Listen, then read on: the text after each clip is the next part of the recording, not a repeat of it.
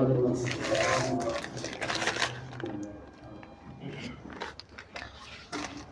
الحمد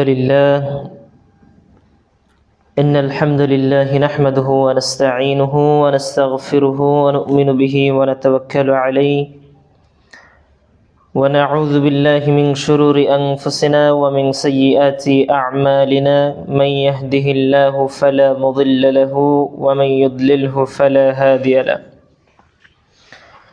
وأشهد أن لا إله إلا الله وحده لا شريك له وأشهد أن محمدًا عبده ورسوله صلى الله عليه وعلى آله وأصحابه أجمعين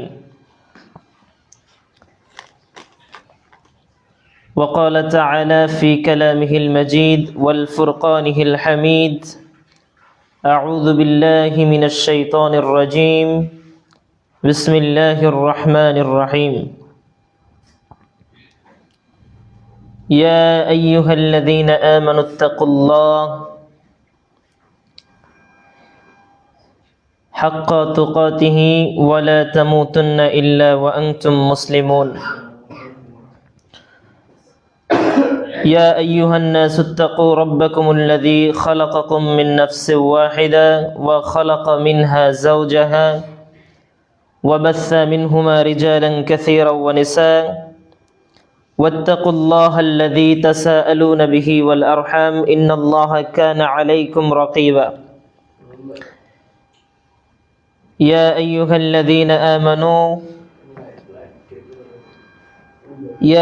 الذين آمنوا اتقوا الله وقولوا قولا سديدا يصلح لكم أعمالكم ويغفر لكم ذنوبكم ومن يطع الله ورسوله فقد فاز فوزا عظيما توفق لدن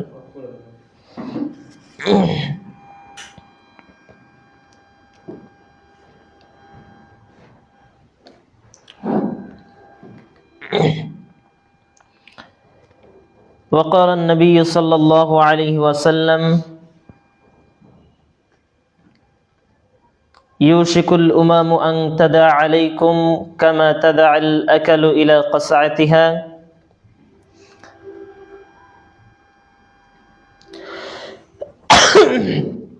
أو كما قال عليه الصلاة والسلام প্রশংসা রব্বুল ইজ্জাত ওয়াল জালালের, যে রব্বুল আলামিন আমাদেরকে দুনিয়াবি সকল ধরনের ব্যতিব্যস্ততা থেকে, দুনিয়ার সকল ধরনের কাজবাজ থেকে আমাদেরকে ফারিক করে অবসরতার মতো একটা নিয়ামত আমাদেরকে দান করে দুনিয়ার সর্বশ্রেষ্ঠ জায়গা মসজিদ এবং সর্বশ্রেষ্ঠ কাজ ঈমান এবং আমলের মেহনতের উদ্দেশ্যে মসজিদমুখী হওয়ার তৌফিক প্রদান করেছেন এবং পরিশেষে মসজিদে আসার তৌফিক দান করেছেন, আলোচনা শ্রবণ করার তৌফিক দান করছেন। সেই রব্বুল ইজ্জাত ওয়াল জালালের দরবারে একবার কালিমাতুশ শুকর আদায় করি, বলি আলহামদুলিল্লাহ। শান্তির ধারা অবতীর্ণ হোক মানবতার মুক্তির দূত মুহাম্মদ সাল্লাল্লাহু আলাইহি ওয়াসাল্লাম, সাইয়্যিদুল মুরসালিন, খাতামুন নবিয়্যিন হযরত মুহাম্মদ সাল্লাল্লাহু আলাইহি ওয়াসাল্লাম এর উপর এবং তার আহলি বাইতের উপর। আল্লাহুম্মা সাল্লি আলাইহি আল্লাহুম্মা বারিক আলাইহি। মহান রব্বুল ইজ্জাত ওয়াল জালাল আমাদেরকে পৃথিবীতে পাঠিয়ে আল্লাহ সুবহানাহু ওয়া তাআলা আমাদের পথ প্রদর্শনের জন্য, আমাদের গাইডলাইনের উদ্দেশ্যে যেই দুইটি নিয়ামত আমাদের মধ্যে দিয়েছেন তার একটি হচ্ছে কোরআন এবং একটি হচ্ছে মুহাম্মদ সাল্লাল্লাহু আলাইহি ওয়াসাল্লাম। আল্লাহ তাআলা পবিত্র কোরআনে ইরশাদ করছেন যে ওয়াহাদাইনাহুন নাজদাইন, পৃথিবীতে আমি মানুষকে দিয়েছি দুইটি পথ। পৃথিবীতে আমি মানুষকে স্বাধীন চেতা করেছি। পৃথিবীর মানুষ যদি চায় যে আমি আল্লাহর ইবাদত করবে তাহলেও সেটা করতে পারবে। পৃথিবীর মানুষ যদি চায় যে আমি আল্লাহর ইবাদত করব না তাহলেও সেটা করতে পারবে। পৃথিবীর মানুষকে স্বাধীন চেতা করে ছেড়ে দেয়া হয়েছে এবং তাদেরকে একটা গাইডলাইন, তাদের সঠিক পথ প্রদর্শনের উদ্দেশ্যে মুহাম্মদ সাল্লাল্লাহু আলাইহি ওয়াসাল্লামকে পাঠিয়েছেন।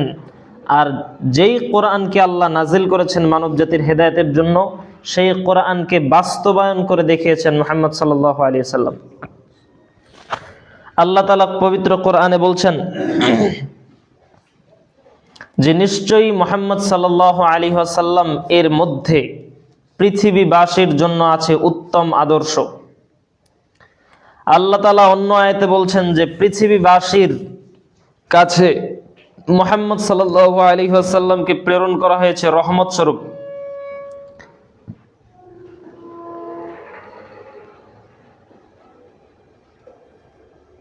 আল্লাহ সুবহানাহু ওয়া তাআলা মানুষদেরকে এই জিনিসগুলো উপহার দিয়ে আল্লাহ চাচ্ছেন যে প্রত্যেকটা মানুষ জান্নাতবাসী হোক, প্রত্যেকটা মানুষ দুনিয়ার জীবনে সুখ শান্তি উপভোগ করুক।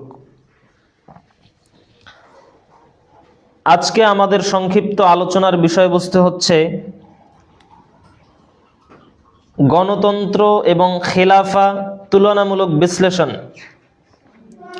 আমরা আজকের সংক্ষিপ্ত আলোচনার মাধ্যমে দেখব যে কেন আমরা গণতান্ত্রিক সিস্টেমগুলোকে, গণতান্ত্রিক প্যাথওয়েটাকে ফলো করব না, এবং আজকে আমরা দেখব যে কেন আমাদেরকে ইসলাম বিজয়ের জন্য, দিন বিজয়ের জন্য, মানব জাতির সুখ স্বাচ্ছন্দ্যের জন্য একমাত্র খেলাফতমুখী হতে হবে। একমাত্র খেলাফতের যে মূলনীতিগুলো আছে সেগুলোকে মেনটেন করতে হবে।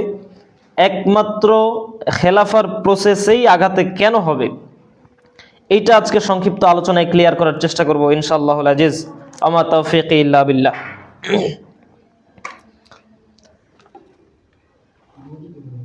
সম্মানিত মসজিদের মুসল্লি, আপনারা জানেন যে বাংলাদেশ দীর্ঘ 16টি বছর একটা ফ্যাসিজমের মধ্য থেকে এখন পর্যন্ত এসেছে। ঠিক 1.5 বছর আগে যখন ছাত্র জনতার জুলাই গণ অভ্যুত্থানে এই সরকারের পতন হলো, এরপর থেকে এই গত 1.5 বছরে আমরা বিগত 16টি বছর যেই ফ্যাসিজমের মধ্য থেকে এসেছি, ঠিক 1.5 বছর আগে এই ফ্যাসিজম যখন পতন ঘটলো, ঠিক তখন আমরা একটা ইন্টারিম গভর্নমেন্টকে তৈরি করলাম যেন আমাদের আইন এবং বিচার ব্যবস্থাটা আরো শক্তিশালী হয়, আরো মজবুত হয়, মানুষের যেন নিরাপত্তা বিঘ্নিত না হয়। তো এত কিছু করার পরেও সেই ফ্যাসিজম এখনো বাংলাদেশে থেকে গেল কিভাবে? যেই জুলাই গণ অভ্যুত্থানে প্রায় 1400-1500 মানুষ, 1500 ছাত্র, আপনার আমার ভাই, আপনার আমার সন্তান ইন্তেকাল করলো, যাদের রক্তের উপর দিয়ে বাংলাদেশ এখন দাঁড়িয়ে আছে। যেই জুলাই অভ্যুত্থানের ছাত্রদের রক্তের উপরে এখন বাংলাদেশ দাঁড়িয়ে আছে, সেই বাংলাদেশ কেন পরিবর্তন হলো না?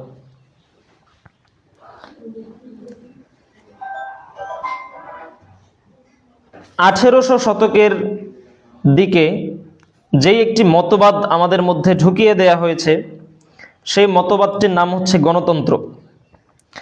মানুষ গণতন্ত্র নিয়ে ক্লিয়ার কনসেপ্ট রাখে না বিধায় আজকে আমরা সবচেয়ে বিপদে এবং আজকে আমরা বিচ্ছিন্ন। আজকে আমরা সংক্ষিপ্তভাবে আলোচনা করব গণতন্ত্রের কিছু মৌলিক মূলনীতি নিয়ে এবং খেলাফতের কিছু মৌলিক মূলনীতি নিয়ে, যেগুলো সম্পূর্ণ সাংঘর্ষিক এবং কোনগুলোর মাধ্যমে আমরা শান্তিতে থাকতে পারবো, আখেরাতকে গুছাতে পারবো, আর কোনগুলো আমাদের দিনকে ধ্বংস করবে, আমাদের নিরাপত্তাকে বিঘ্নিত করবে, সেই ব্যাপারগুলো দেখার চেষ্টা করবো ইনশাআল্লাহুল আজিজ। আগে জেনে নিই যে গণতন্ত্র কি। গণতন্ত্র শব্দটি হচ্ছে 2টি শব্দের সমন্বয়, একটা হচ্ছে ডেমোস, একটা হচ্ছে ক্রেশিয়া। একটা ডেমোস আর একটা হচ্ছে ক্রেশা। এই 2টা শব্দের সমন্বয় হচ্ছে ডেমোক্রেসি নামক মতবাদটি গঠিত। ডেমোস শব্দের অর্থ হচ্ছে জনগণ, আর ক্রেশা শব্দের অর্থ হচ্ছে ক্ষমতা অথবা শাসন। এক কথায় আপনি যদি গণতন্ত্রের অনুবাদ করেন তাহলে এক কথায় অর্থ হবে জনগণের ক্ষমতা অথবা জনগণের শাসন। বাংলাদেশে প্রত্যেকটি ইসলামিক দল বর্তমানে গণতান্ত্রিক পন্থায় তারা চেষ্টা করছে যে রাষ্ট্রের শান্তি শৃঙ্খলা ফিরিয়ে আনতে এবং ইসলামকে বাস্তবায়ন করতে। আল্লাহ সুবহানাহু ওয়া তাআলা পবিত্র কোরআনের সব জায়গায় বলেছেন,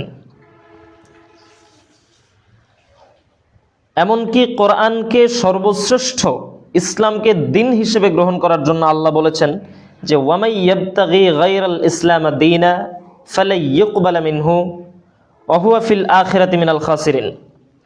আল্লাহ বলছে যে পৃথিবীতে আদম থেকে নিয়ে শুরু করে কিয়ামত পর্যন্ত যত মানুষ এসেছে এবং যত মানুষ আসবে, এরা যদি কোনো ব্যক্তি যদি ইসলামকে বাদ দিয়ে অন্য কোনো কল্যাণকর কিছু গ্রহণ করতে চায় অথবা তালাশ করে, তাহলে সেটা কিয়ামত পর্যন্ত কেন, মৃত্যুর পরে আখেরাতেও সেটা গ্রহণযোগ্য হবে না।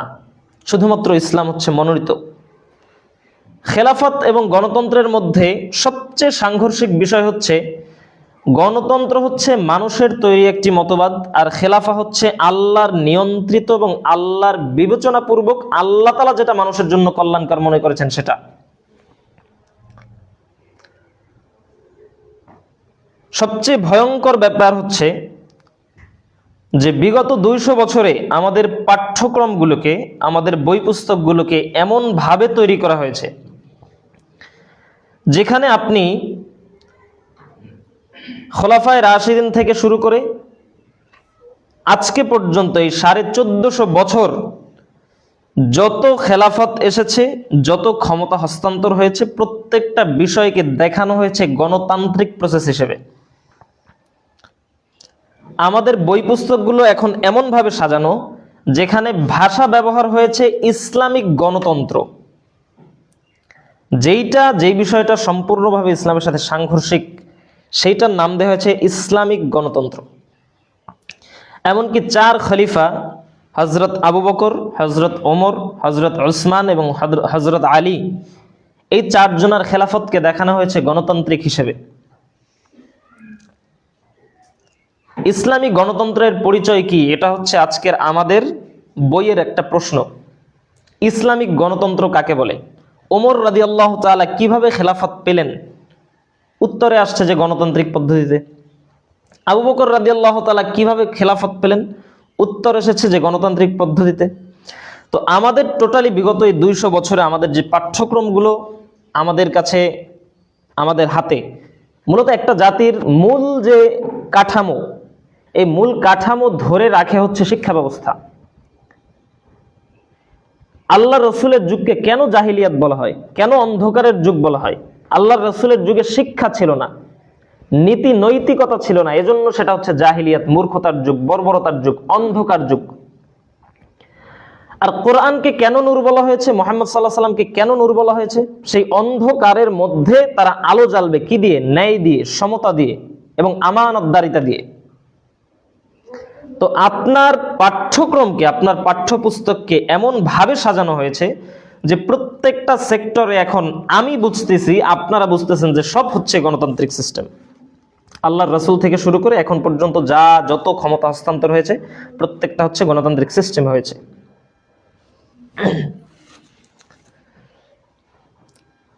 গণতন্ত্রের মূলনীতি হচ্ছে 3টা। আজকে পর্যন্ত যতজন গণতন্ত্রের ডেফিনেশন দিয়েছে এবং যারা গণতান্ত্রিক সিস্টেমকে বাস্তবায়ন করার স্বপ্ন দেখেছে, সবাই এই 3টা মূলনীতিকে তুলে ধরেছেন যে 3টা মূলনীতি যেখানে থাকবে সেখানে আছে গণতন্ত্র। 3টা মূলনীতির একটা যদি চলে যায় তাহলে সেখানে আর গণতন্ত্র নেই, থাকবে না। সেই 3টা কি? 1 নাম্বার হচ্ছে সেকুলারিজম। গণতন্ত্র কোনো নৈতিকতা তৈরির কোনো প্ল্যাটফর্ম নয়। এ কারণে গণতন্ত্রের মাধ্যমে আপনি জানতে পারবেন না যে আসলে জেনা করা কি ভালো নাকি খারাপ। গণতন্ত্র হচ্ছে জনগণের ক্ষমতা এবং জনগণের স্বায়ত্তশাসিত। তার মানে জনগণ যেটা বলবে, জনগণের অধিকাংশে যে মত দিবে, জনগণ যেই আইন পার্লামেন্টে পাশ করবে ওই আইনটাই হচ্ছে চূড়ান্ত এবং ওটাই হচ্ছে কল্যাণকর, ওটা হচ্ছে ভালো। এটা হচ্ছে গণতন্ত্রের একটা মূলনীতি। সেকুলারিজম হচ্ছে ধর্ম নিরপেক্ষতাবাদ। যেখানে কোনো ধর্মীয় কথা চলবে না। ধর্ম নিরপেক্ষতাবাদ মানে কি এটা আপনারা বোঝেন, তারপরও সংক্ষেপে বলি। বাংলাদেশে এই কিছুদিন আগে আমরা নিজেরাই যাকে শাসন ক্ষমতায় বসালাম, ধর্ম উপদেষ্টা হিসেবে বসালাম, ডক্টর খালিদ। তো উনি সেদিন একটা আলোচনায় বলছে যে আমি যদি বাংলাদেশের পার্লামেন্টের ধর্মমন্ত্রী হিসেবেও থাকি, তাহলে বাংলাদেশের মদের লাইসেন্স করার জন্য আমার সিগনেচার লাগবে, এটা আমাকে দিতে হবে বাধ্যতামূলক। এটা হচ্ছে তার কথা। বাংলাদেশের জনগণ যদি বলে যে মদের লাইসেন্স করতে হবে, তাহলে আমি আফাম খালিদ কত বড় ডক্টরেট হলাম, কত বড় আলেম হলাম, ওটা দেখার বিষয় না। আমার ওখানে সিগনেচার করতে হবে, আমার অনুমতি দিতে হবে। কেন? দেশটা হচ্ছে চলে গণতান্ত্রিক পদ্ধতিতে। তাহলে আপনি যখন ইসলামিক স্টেট বাস্তবায়ন করতে যাবেন, ইসলামিক স্টেট কায়েম করতে যাবেন, তখন কি আপনি মদের লাইসেন্স করতে পারবেন কিনা? এটা তো একদম কোরআন বিরোধী আইন। তো আসলে এটা উনি ওনার কথা বলে নাই, এটা উনি দেশের প্রেক্ষাপটে গণতন্ত্রের ব্যাখ্যা হিসেবে বলেছেন। গণতন্ত্রের সর্বপ্রথম যে মতবাদ সেটা হচ্ছে সেকুলারিজম।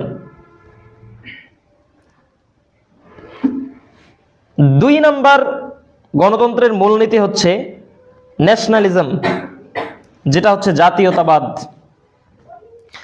আমি এখানে দাঁড়িয়ে একটা হাদিস আপনাদেরকে পাঠ করে শোনালাম, সেটা হচ্ছে ইউশিকুল উমামু আন তাদা আলাইকুম। এই হাদিসটা আরো অনেকবার বলেছি যে পৃথিবীতে সকল মানুষ তোমাদের বিরুদ্ধে ঐক্যবদ্ধ হয়ে যাবে। পৃথিবীতে যত হিন্দু, খ্রিস্টান, বৌদ্ধ, জৈন, শিখ, ইহুদি সবাই তোমাদের বিরুদ্ধে একভাবে ঐক্যবদ্ধ হবে এবং সব মুসলমানদের বিরুদ্ধে ওইভাবে ঝাঁপিয়ে পড়বে যেইভাবে একজন ক্ষুধার্ত ব্যক্তি খাদ্যের প্লেটের উপরে ঝাঁপিয়ে পড়ে। তো কারণ জিজ্ঞাসা করছে সাহাবায়ে কেরাম, আল্লাহ রাসূল কেন এরকম হবে বলেন? তখন আল্লাহ রাসূল বলছেন যে যখন ওয়ালাকিন্নাকুম গুসাউন কা গুসাইস সাইল, প্রথম সাহাবী জিজ্ঞেস করছেন যে আল্লাহ রাসূল আমরা কি সংখ্যায় কম হব, এজন্য কি এরকম হবে? তখন আল্লাহ রাসূল বলছেন যে তোমরা সংখ্যায় কাসীর, অনেক বেশি হবে, সংখ্যায় থাকবা অনেক বেশি। সব ঐক্যবদ্ধ হলেও তোমরা সংখ্যায় বেশি থাকবা, কিন্তু কি থাকবে না? ওয়ালাকিন্নাকুম গুসাউন কা গুসাইস সাইল, নিজেদের আত্মসম্মান বোধ থাকবে না, তোমরা হয়ে যাবা সমুদ্রের ফেনার মতো, আত্মমর্যাদা বোধ থাকবে না। তখন তোমাদের উপরে নির্যাতন করবে ইহুদি, খ্রিস্টান, অন্যান্য ধর্মের লোকেরা। আল্লাহ রাসূল এই হাদিসের শেষ অংশে বলছেন যে ওয়ালা ইয়ানজিআন্নাল্লাহা ফি কুলুবিহিমুল ফি আদুউইকুমুল মাহাবাতা মিনকুম, যে তোমাদের শত্রুদের অন্তর থেকে তোমাদের ভয়কে আল্লাহ দূর করে দিবেন। তোমরা মুসলমানের জাতি, তোমাদের 313 জনকে হাজারো কাফিররা যেভাবে ভয় পেত, সেই ভয়টা তাদের অন্তরে আর থাকবে না, এটা আল্লাহ উঠিয়ে নেবেন। যখন তোমাদের মধ্যে এইটা মনে হবে যে আসলে আমি মুসলমান না হিন্দু এটাই আমি বুঝি না, এই ধরনের মন মানসিকতা যখন তৈরি হয়ে যাবে, সালাত নাই, ন্যায়পরায়ণতা নাই, সততা নাই, এই জিনিসগুলো যখন তোমাদেরকে পেয়ে বসবে, তখন তোমাদের শত্রুদের অন্তর থেকে তোমাদের ভয়কে আল্লাহ উঠিয়ে নেবেন। এমনকি ওয়ালা ইয়াকযিফান্নাল্লাহা ফি কুলুবিহিমুল ওয়াহান, তোমাদের অন্তরে থাকবে হচ্ছে দুনিয়ার মৃত্যুর ভয়। তোমাদের অন্তরে মৃত্যুর ভয় ঢুকে যাবে, তোমাদের অন্তরে দুনিয়ার মৃত্যুর ভয় ঢুকে যাবে, ওয়াহান ঢুকে যাবে, ওয়াহান। তখন সাহাবায়ে কেরাম জিজ্ঞেস করছেন ওয়ামাল ওয়াহান, আল্লাহ রাসূল ওয়াহান কি জিনিস? তখন আল্লাহ রাসূল বলছেন যে হুব্বুদ দুনিয়া ওয়া কারাহিয়াতিল মাউত, পৃথিবীকে ভালোবাসা, অতি ভালোবাসা এবং মৃত্যুকে ভয় পাওয়া, মৃত্যুকে অপছন্দ করা। তো যখনই আপনার আমার মধ্যে মৃত্যুকে, মুসলমানরা ছিল এমন যে মৃত্যুকে সানন্দে গ্রহণ করতে চাইতেন, কিন্তু আজকে যখন ওই যে একটা লোক মারা যায় আর আপনার ছেলেকে যখন সেখানে যেতে দেন না, আপনার ছেলের ক্ষতি হবে এজন্য, তখন আল্লাহ তাআলা এটাকে বিবেচনা করে আপনার অপারগতা এবং কাপুরুষতার ভিত্তিতে। যখন আমি আমার ভাইকে বাইরে যেতে দেই না, আরেকজনের ছেলে মারা গেছে এই জন্য, কেন? আমার ভাইকে যদি আমি যেতে দেই তাহলে তার উপরেও আক্রমণ হতে পারে, এই ভয়ে যখন আমি তাকে বের হতে দেই না, তখন এটা হচ্ছে আমার দুর্বলতা ঈমানের। এই একটা কারণেই আপনার শত্রুরা আজকে আপনাদেরকে ভয় পায় না, যে কারণে আজকের বাংলাদেশে খুনাখুনি, রাহাজানি, বিভিন্ন জিনিস চলছে এবং এই গণতন্ত্র টিকে আছে। তো ন্যাশনালিজমের ব্যাপারে যেটা গুরুত্বপূর্ণ কথা, ন্যাশনালিজম হচ্ছে জাতীয়তাবাদ। যখন আপনি নিজের ভূখণ্ডের ভিত্তিতে মানুষকে ভালোবাসতে যাবেন, তখন আপনার উপরে ঝাঁপিয়ে পড়বে এরকম বিপদ আপদ। মুসলমানরা কোনোদিন দেশের ভিত্তিতে কারোর সাথে সম্পৃক্ততা রাখে নাই। তারা দেখেছে যে আমাদের মধ্যে কালিমা আছে কিনা, ওদের সাথে যে আমি ভ্রাতৃত্বতার বন্ধনে আবদ্ধ হব, সেইটা মুসলমানরা করত যে তারা কি কালিমাকে গ্রহণ করেছে, তারা কি সুন্নাহকে গ্রহণ করেছে, সেটা দেখে। উদাহরণ দেই, আজকে এই যে 60-70 বছর আগে কোন পাকিস্তান আপনাকে কি করেছিল, সেই হিসেবে এখন পাকিস্তান আপনার ভয়াবহ শত্রু। আপনি প্রত্যেক বেলায় তাকে একটা একটা গালি দেন, আপনার সমাজ তাদেরকে গালি দেয়, আপনার সমাজ তাদেরকে ভালোবাসে না, পছন্দ করে না। আচ্ছা, মেনে নিলাম 60-70 বছর আগে আপনার একটা ক্ষতি করছিল, কিন্তু আপনি যাদের সাফাই গাচ্ছেন, এক জেলখানা থেকে বের হয়ে আপনি যে আরেক জেলখানায় চলে গেলেন, এখন কি হবে বলেন? আপনি কি জানেন যে আপনি যে স্বাধীনতা দিবস এখন বর্তমানে পালন করছেন, সেই স্বাধীনতা সনদে আপনার বাংলাদেশের নামই নেই। আপনার স্বাধীনতা পালন করে অন্য দেশ এখন, এটা নাকি তাদের স্বাধীনতা। বাংলাদেশ বলতে যে একটা দেশ আছে, এটা কাগজ কলমে কোথাও নাই, এটা আপনার মুখে মুখে, আপনার সমাজের মুখে মুখে আপনি আপনার বইতে ঢুকিয়ে নিছেন এই পর্যন্ত, এটা আপনার সান্ত্বনা। যুদ্ধ হয়েছে ভারতের সাথে আর পাকিস্তানের সাথে, ভারত জিতে গেছে আর পাকিস্তান হেরে গেছে, এই হচ্ছে যুদ্ধ। এই মুক্তিযুদ্ধ নিয়ে আজকে আপনি স্বাধীনতা দিবস পালন করেন, এটা লজ্জাজনক এবং আমাদের নীতি নৈতিকতার ফসল। ন্যাশনালিজম যেদিন মানুষের মধ্যে ঢুকেছে, সেদিন মানুষের ভ্রাতৃত্ব নষ্ট হয়ে গেছে। পাকিস্তানের সাথে কবে কি করেছিল, ভূখণ্ডের সাথে ভূখণ্ডের যে দ্বন্দ্বটা লাগিয়ে রাখছেন না, এজন্য আজকে আপনাদের সবচেয়ে বড় বিপদের সম্মুখীন হতে হচ্ছে। পাকিস্তানের মুসলমানরা মুসলমান আর আপনিও মুসলমান, এইটা যদি সত্য হয়, তাহলে আপনার উচিত তাদের সাথে যুক্ত হওয়া, তাদের উচিত আপনার সাথে যুক্ত হওয়া। যেদিন আপনি ন্যাশনালিজমকে এই বাংলাদেশের মধ্যে ঢুকিয়ে দিলেন, সেদিন পাকিস্তান আপনার শত্রু আর হিন্দু রাষ্ট্র ভারত হচ্ছে আপনার বন্ধু। এই হচ্ছে ন্যাশনালিজম। তো পাকিস্তানের একটা খাঁচা থেকে বের হয়ে আপনি ভারতের একটা খাঁচায় ঢুকে গেলেন, ফলাফল কি দাঁড়ালো এখন?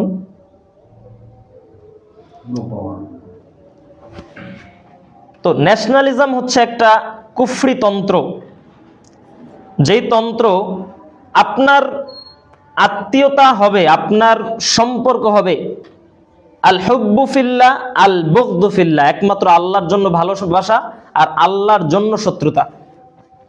তো আপনি ভারতের সাথে কি দেখে বন্ধুত্বতা করলেন? আপনাকে তারা ইসলামের জন্য কি উপকারিতা দিয়েছে যে আপনি তাদেরকে বন্ধু হিসেবে গ্রহণ করলেন? আপনার ভাই, আপনার আপন ঘরের ভাই, সে যদি ভুল করে, তাকে কি ফেলে দিবেন, তালাক দিয়ে দিবেন যে যা, তোর সাথে সম্পর্কই নাই? এটা করবেন? তো আপনার একজন মুসলমান ভাই, সে না হয় একদিন একটু ভুল করছিল, এখন আপনাদের এই সার্বভৌমত্ব নিয়েই টানাটানি।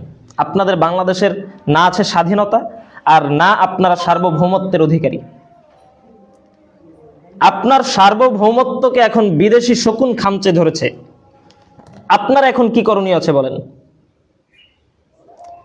আপনার সার্বভৌমত্বটাকে উদ্ধারের জন্য, আপনার স্বাধীনতাকে উদ্ধারের জন্য, আপনার এই দেশে ন্যায় নীতি প্রতিষ্ঠার জন্য যদি কেউ বাধা হয়ে দাঁড়ায়, আপনি যাকে বন্ধু হিসেবে গ্রহণ করছেন, সেই যদি আপনার শত্রু হয়ে দাঁড়ায়, তাহলে এখন আপনি কি করবেন বলেন? তো এটা হচ্ছে আমাদের কার্যক্রমের ফল।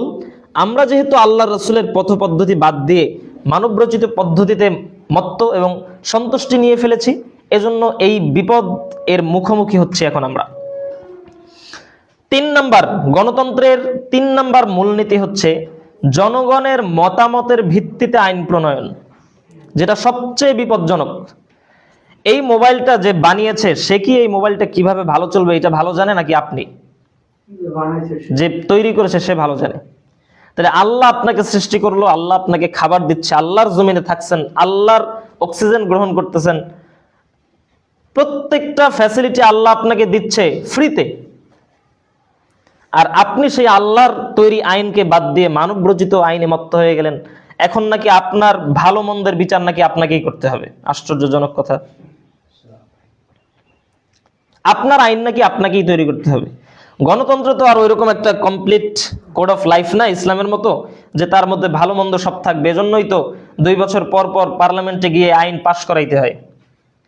জেনা করলে কি আইন হবে? জেনা করার পরে পার্লামেন্টে যেতে হবে, জেনা একটা হয়ে গেছে, এখন এইটা প্রতিহত করার জন্য কি করার প্রয়োজন। চুরি হয়েছে, এরপর আপনাকে পার্লামেন্টে গিয়ে পাশ করাইতে হবে যে চুরি তো হয়েছে, এখন কি করণীয়। আর ইসলাম আপনাকে দেখিয়ে দিচ্ছে প্রত্যেকটা বিষয় সুশৃঙ্খল ভাবে, যে আপনি কোনটা কিভাবে করবেন। তো গণতন্ত্রের যে 3টা মৌলিক নীতি, এই 3টা মৌলিক নীতি ইসলামের মৌলিক নীতির সাথে একদম ওতপ্রোতভাবে সাংঘর্ষিক। ইসলামের যে মৌলিক নীতি, এই মৌলিক নীতির সাথে সাংঘর্ষিক, একদম সোজাসুজি। ইসলাম ধর্ম নিরপেক্ষ নয়। ইসলামের মৌলিক নীতির ভিত্তিতে ভ্রাতৃত্বে বিশ্বাসী। ইসলাম ন্যাশনালিজমে বিশ্বাসী না। ইসলাম হচ্ছে পরস্পর স্নেহ, ভালোবাসা এবং পরস্পর কালিমার ভিত্তিতে ঐক্য তৈরি করা। ইসলাম পরস্পরে আইন তৈরি করার মাধ্যম নয়। ইসলাম হচ্ছে আল্লাহ তাআলার বিধান অনুযায়ী একমাত্র জীবন পরিচালনা করা। তাহলে আপনাদের সামনে হয়তো আমি গণতন্ত্রের সার সংক্ষেপটা কয়েক মিনিটে বোঝাতে সক্ষম হয়েছি। এবার আসুন, যে আপনারা সবাই জানেন যে বাংলাদেশে আমাদের জুলাই গণ অভ্যুত্থানের পরে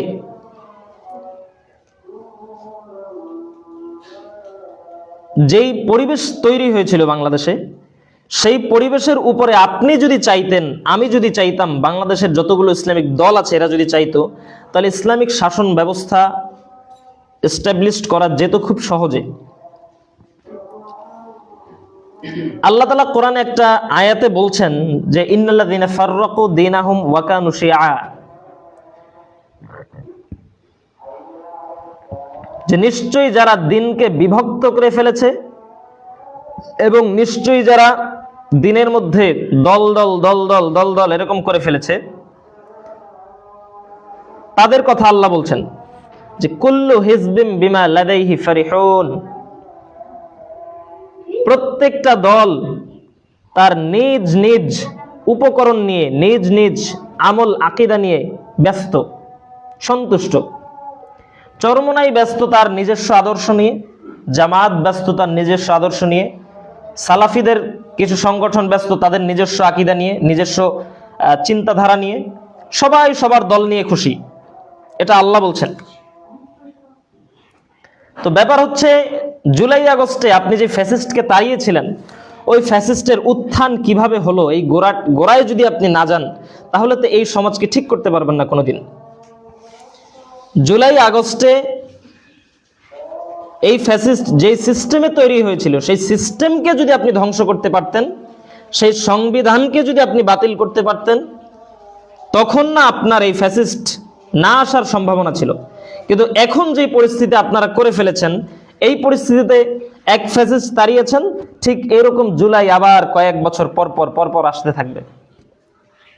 এরকম 5ই আগস্ট আবার আসবে, আবার আসবে, আবার আসবে, আবার আসবে, কিন্তু আপনার সমস্যার সমাধান হবে না।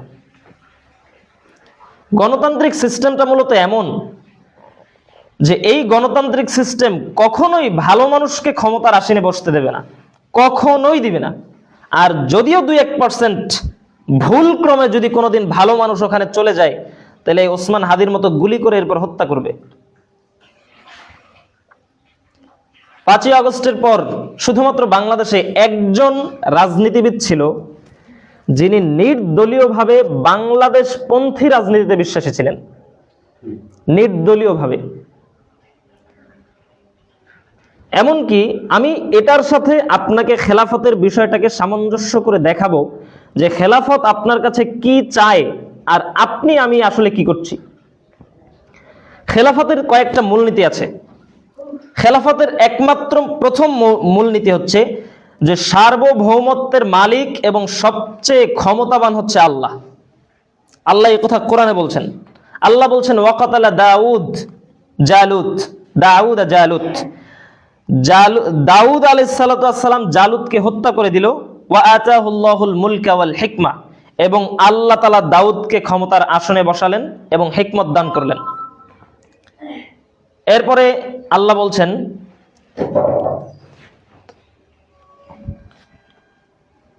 যে ওয়ালাউলা দাফউল্লাহিন নাস বা'দাহুম বিবা'দিল্লা ফাসাদাতিল আরদ, যে পৃথিবীতে আল্লাহ তাআলা যদি এক ক্ষমতাধরকে দিয়ে আরেক ক্ষমতাধরের পতন না ঘটাতেন লাফাসাদাতিল আরদ, তাহলে অবশ্যই এই জমিনের মধ্যে ফাসাদ তৈরি হয়ে যেত।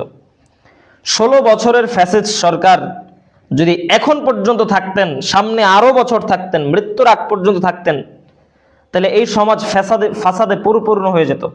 যদি ফেরাউনকে আল্লাহ তাআলা আজীবন ক্ষমতা দিয়ে রাখতেন, তাইলে এই সমাজ ধ্বংস হয়ে যেত, সমাজে ফাসাদ ছড়িয়ে পড়তো। সেটা আল্লাহ বলছেন যে আমি আল্লাহ তাআলা মানুষকে ক্ষমতা দিয়ে থাকি এবং ক্ষমতা নিয়ে থাকি সমাজে ক্ষমতার ভারসাম্য রক্ষা করার জন্য, মানুষের নিরাপত্তার জন্য। আমি আল্লাহ, যেমন আজকে ধরেন আমেরিকা একদম সবচেয়ে শক্তিশালী রাষ্ট্র। যখন এর আগে যখন ওসমানী খেলাফত ছিল তখন তারা সবচেয়ে শক্তিশালী রাষ্ট্র ছিল। আবার কিছু বছর পর, কয়েক মাস পর, কিছু বছর পর, কয়েকশো বছর পর এই আমেরিকার থেকেও শক্তিশালী আর একটা দেশ দাঁড়িয়ে যাবে, যাকে আল্লাহ তাআলা ওই দেশ দিয়ে আমেরিকার পতন ঘটাবে। ঠিক এরকম ক্ষমতার পালাবদল আল্লাহ তাআলা করেন নিজে দায়িত্ব নিয়ে। আল্লাহ বলছেন যে কুলিল্লাহুম্মা মালিকাল মুলক তুতিল মুলকা মান তাশা, যে আল্লাহ নবী আপনি বলেন কুলিল্লাহুম্মা মালিকাল মুলক, একচ্ছত্র মালিকানার অধিকারী হচ্ছে আল্লাহ, একচ্ছত্র সার্বভৌমত্বের মালিক হচ্ছে আল্লাহ। আল্লাহ তাআলা যাকে ইচ্ছা ক্ষমতায় বসাবেন এবং যার কাছ থেকে ইচ্ছা ক্ষমতা ছিনিয়ে নেন। ক্ষমতায় যাওয়ারও জিনিস না আর ক্ষমতা ছেড়ে দেওয়ারও জিনিস না। ক্ষমতা আল্লাহ তাআলা দান করেন এবং ক্ষমতা আল্লাহ ছিনিয়ে নেন, এই কথা আল্লাহ বলছেন। সুতরাং আপনি চাইলেই ক্ষমতা যেতেও পারবেন না আর চাইলেই ক্ষমতা ছেড়েও দিতে পারবেন না, এটা সম্পূর্ণ আল্লাহর হাতে। একচ্ছত্র মালিকানাধীন এবং একচ্ছত্র সার্বভৌমত্বের মালিক হচ্ছে আল্লাহ। এটা ইসলামিক খেলাফার একমাত্র এবং সর্বপ্রথম মূলনীতি হচ্ছে এটা। ইসলামিক খেলাফার দ্বিতীয় মূলনীতি যে মানুষের জান মালের হেফাজত। মানুষের জান মালের হেফাজতের সাথে ন্যাশনালিজম জড়িত। কিভাবে জড়িত? যেখানে ন্যাশনালিজম আছে সেখানে মানুষের জানমালের হেফাজত নাই, যেখানে ন্যাশনালিজম নাই সেখানে মানুষের জানমালের হেফাজত আছে। বিষয়টা আরো ক্লিয়ার করেন। আজকে যদি বাংলাদেশকে সামরিক শক্তি দিয়ে কোনো দেশ সহযোগিতা করত, তাহলে প্রতিবেশী দেশ হোক আর আপনি যাদেরকে বন্ধু হিসেবে গ্রহণ করেছেন, তারা কি আপনার উপরে অস্ত্র ধরতে অথবা আঙুল তুলতে কি সাহস পেত? তো ন্যাশনালিজম আপনাকে এই সাহসের দরজাটা বন্ধ করে দিয়েছে। ন্যাশনালিজম এটা হতে দেয়নি। আপনি দেশ হিসেবে ওয়াতান মানে আপনার দেশ সাপেক্ষে আপনি মানুষকে ভালোবাসতেছেন, এজন্য আল্লাহ তাআলা ওই ক্ষমতা আপনাকে দিচ্ছে না। কিন্তু যখন আপনি উল্টা ন্যাশনালিজম বাদ দিয়ে যখন ধর্মের ভিত্তিতে আপনার ঐক্যকে গড়ে তুলবেন, তখন আপনি হবেন শক্তিশালী। আপনার সার্বভৌমত্ব থাকবে আপনার হাতে, আপনার ক্ষমতা থাকবে আপনার হাতে। তো মানুষের জানমালের হেফাজতটা কোরআনে এবং ইসলামে এত জরুরি যে ইসলামী খেলাফার যদি আপনি এটাকে 1 নাম্বার মূলনীতি ধরেন তাহলেও ভুল হবে না। ইসলামী খেলাফা এজন্যই যে ইসলামী খেলাফা মানুষকে নিরাপত্তা দিবে, মানুষের জানমালের হেফাজত করবে। মানুষের জানমালের হেফাজত এতটাই গুরুত্বপূর্ণ যে জানমালের হেফাজত করতে গিয়ে ইসলামের কিছু হারাম বিধান হালাল হয়ে যেতে পারে, আবার কিছু হালাল বিধান হারাম হয়ে যেতে পারে। আপনি জঙ্গলে আটকা পড়ছেন, আপনার খাবার নেই, এবার কিসের মাংস খেতে পারবেন? আপনার কোনো খাবার নাই, খালি শূকরের মাংস আছে। জীবন বাঁচানোর জন্য এখন এই হারামটা আপনার জন্য হালাল হয়ে যাবে। আবার ঠিক এরকমই কোন হালাল জিনিসও হারাম হয়ে যাবে আপনার জীবন জান মালের কারণে। আল্লাহ রাসূল বিদায় হজের ভাষণে বলছেন যে ইয়া আইয়ুহান নাস, পৃথিবীর মানুষ, বিআন্না আমওয়ালাকুম, নিশ্চয়ই তোমাদের সম্পদ, ওয়া আরাদাকুম, নিশ্চয়ই তোমাদের সম্মান, ওয়া দিমাআকুম, নিশ্চয়ই তোমাদের রক্ত। কয়টা জিনিস বলছে? তিনটা। নিশ্চয়ই তোমাদের জীবন, নিশ্চয়ই তোমাদের রক্ত, নিশ্চয়ই তোমাদের সম্পদ অপর ভাইয়ের কাছে। ইন্না আমওয়ালাকুম ওয়া দিমাআকুম ওয়া আরাদাকুম, তোমাদের সম্মান অপর ভাইয়ের কাছে ওই রকম দামি, হুরমাতুন আলাইকুম কা হুরমাতি ইয়াউমিকুম হাযা, এই হারামের সম্মান যতটা তোমাদের কাছে আজকে দামি। আরাফার ময়দানে দাঁড়িয়ে আল্লাহ রাসূল এই কথা বলছেন যে কাবা ঘর যতটা তোমাদের কাছে দামি, তোমাদের একজন মুসলমানের রক্ত, তার সম্মান, তার জীবন ঠিক ততটাই দামি তোমাদের কাছে। যদি কোনো ব্যক্তি কাবা ঘরকে ভেঙে দেয় তাহলে যত পাপ হবে, একজন মুসলমান ব্যক্তিকে যদি হত্যা করে, তার রক্ত ঝরায়, তাকে কষ্ট দেয়, গালি দেয়, তার সম্মান হরণ করে, তার অর্থ সম্পদ নিয়ে যায়, তাহলে ঠিক একই রকম গুনাহ আল্লাহ তাআলা আমলনামায় লিখে দেবে। আপনি আমি ওই যে পশ্চিম দিকে পা দিতেও দ্বিধা করি, পশ্চিম দিকে পা দিলে নাকি অনেক গুনাহ, মানে গুনাহ নাকি ওটা আমি বলছি না, পশ্চিম দিকে যদি পা দিয়ে শোয় তাহলে খারাপ দেখা যায়, আপনার আমার কাছে খারাপ লাগে, কিন্তু একজন মুসলমানের সম্মান সম্পদ আপনার কাছে অতটা খারাপের কিছু না। এইটা আপনার মধ্যে তৈরি করেছে হচ্ছে ন্যাশনালিজম। আপনার দেশের মানুষ তো আর মরতেছে না, মরতেছে ফিলিস্তিনের মানুষ। আপনার দেশের মানুষ তো আর মরতেছে না, মরতেছে সিরিয়ার মানুষ। তো আপনার কি সমস্যা? এ হচ্ছে ন্যাশনালিজম। আপনার দেশের স্বার্থে যদি সব দেশ ধ্বংস হয়ে যায় তাহলে আপনার কোনো সমস্যা নাই, এটা হচ্ছে ন্যাশনালিজম। আপনার মাতৃভূমির টানে আপনি একজন মুসলমান ভাইয়ের সাথে সম্পর্ক ত্যাগ করে দিবেন, এটার নাম হচ্ছে ন্যাশনালিজম, যেটা ইসলামের চূড়ান্ত পরাজয়। এমনকি আপনি যদি আল্লামা ইকবালের কবিতা দেখেন, উর্দু কিছু কবিতা আছে তার, তিনি ন্যাশনালিজমে জড়িত ছিল, এটা জানেন কিনা?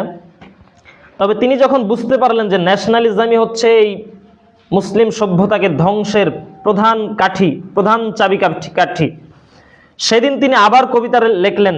তিনি কবিতা লিখছিলেন যে হিন্দুস্তান হামারা সারে জাহা হে আচ্ছা হে, শুনছেন মনে হয়, যে হিন্দুস্তানই হচ্ছে সর্বশ্রেষ্ঠ আমার, এর উপরে আর কিছু নাই।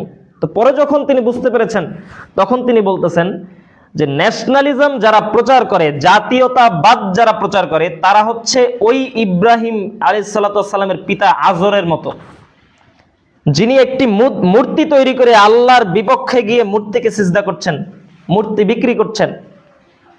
বর্তমানে যারা ন্যাশনালিজমের সাথে জড়িত তারা ঠিক ওই রকম ইব্রাহিম আলাইহিস সালামের পিতা আজরের মতো, যারা বাংলাদেশে এখন একটা মূর্তি তৈরি করে নিয়েছে যার নাম হচ্ছে ন্যাশনালিজম। এটার পূজায় তারা মত্ত। তিনি এটাকে নিতে নিতে নিতে নিতে এত ভয়াবহ পর্যায়ে দাঁড় করিয়ে দিয়েছেন, বলছেন যে ন্যাশনালিজম হচ্ছে একটা মূর্তির নাম।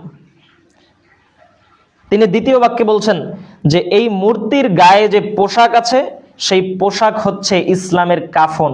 কাফন শব্দ ব্যবহার করছে, কাফন। ইসলামকে যদি পরিপূর্ণ ধ্বংস করা যায়, যদি কেউ ধ্বংস করতে চায়, তাহলে তাদের ভিতরে ন্যাশনালিজম ঢুকিয়ে দিতে হবে। এটা হচ্ছে ইসলামের কাফন। ন্যাশনালিজমে হচ্ছে একটা মূর্তি, আর এই ন্যাশনালিজমের গায়ে যে চাদর আছে ওইটা হচ্ছে ইসলামের কাফন। তো এই হচ্ছে ন্যাশনালিজম, যা আপনার জানমালের হেফাজত হতে দিবে না। যখন আপনার জানমালের হেফাজত আপনি পরিপূর্ণভাবে চাইবেন, তখন একমাত্র খেলাফাই আপনাকে জানমালের হেফাজত দিতে পারে। 3 নম্বর, খেলাফতের মূলনীতি হচ্ছে ন্যায় পরায়ণতা এবং সত্যবাদিতা। আল্লাহ কোরআনে বলছেন ওয়াতাম্মাত কালিমাতু রাব্বিকা সিদকাও ওয়া আদলা, যে আল্লাহ তাআলা তার প্রত্যেকটা কথা, তার প্রত্যেকটা কাজ শেষ করেছেন ন্যায় পরায়ণতা এবং সত্যবাদিতার মাধ্যমে, সিদকা ওয়া আদলা, সত্যবাদিতা এবং ন্যায় পরায়ণতার মাধ্যমে। আর ইসলামী খেলাফতের অত্যন্ত গুরুত্বপূর্ণ একটা বিষয় হচ্ছে ন্যায় পরায়ণতা। এজন্য ওই যে একটা হাদিস আছে না, সাবআতু ইয়াযিল্লুহুমুল্লাহু ফি যিল্লিহি ইয়াওমা লা যিল্লা ইল্লা যিল্লুহু, যে কিয়ামতের দিন যখন কোনো ছায়া থাকবে না, তখন আল্লাহ তাআলা আরশের ছায়া দিবে 7 শ্রেণীর মানুষকে। তার মধ্যে প্রথম হচ্ছে আল ইমামু আদিলুন, ন্যায় পরায়ণ শাসক। 1 নম্বরে আল্লাহ যাকে আরশের ছায়ার নিচে ছায়া দিবে তিনি হচ্ছে ন্যায় পরায়ণ শাসক। সুতরাং আপনাকেও ন্যায়পরায়ণ হতে হবে, আমাকেও ন্যায়পরায়ণ হতে হবে। আপনি সমাজের দিকে তাকান। এই কয়েকদিন আগে একটা হাসির কথা। মাহমুদিয়া মাদ্রাসায় আমি যখন বাচ্চাদের খাতা কাটতেছি আর কি, পরীক্ষা শেষ হয়েছে তো খাতা কাটার মধ্যে এক স্যার বলতেছে যে দুনিয়ার সব চোর, প্রশাসন, এরপরে ঊর্ধ্বতন যারা কর্মকর্তা এরা সব চোর। তা আমি হাসি দিয়ে বললাম যে আমিও চোর। তো বলতেছে কিভাবে?